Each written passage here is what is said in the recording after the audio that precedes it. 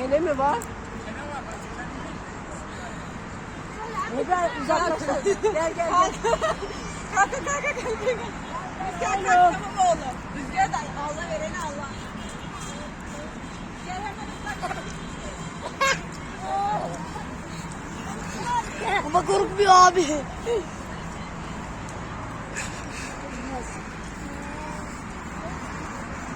Ya Zeyno sen hiç korkmuyorsun sana maşallah ya.